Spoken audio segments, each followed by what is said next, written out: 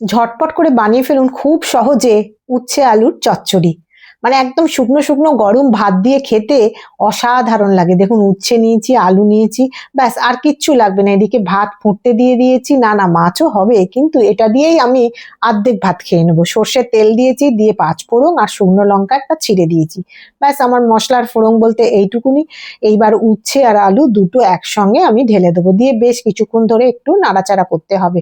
ভাজাভুজি আগে করতে হবে না, একটুখানি নাড়াচাড়া করে নিয়ে তারপরে তো আমি সর্ষের তেলটাও কিন্তু খুব অল্প দিয়েছি, দিয়ে ওপর থেকে একটুখানি হলুদ আর স্বাদ মতো লবণ ছড়িয়ে দিলাম, দিয়ে ফের এইটাকে খুব ভালো করে একটু নাড়াচাড়া করব।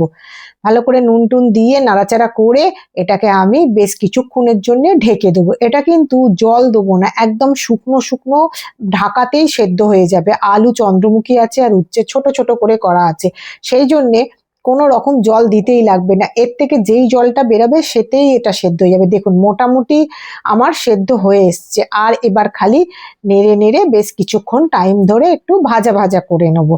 হালকা একটু ভাজা ভাজা হবে, আবারও আমি ঢাকা দিয়ে দিয়েছিলাম, ঢাকা খুলে দেখুন আবারও নেড়ে নিচ্ছি।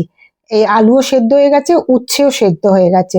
এইবার গ্যাসের ফ্লেমটা একটু হাই করে দিয়ে আমি খুব ভালো করে নাড়াচাড়া করে ভেজে নিয়েছি।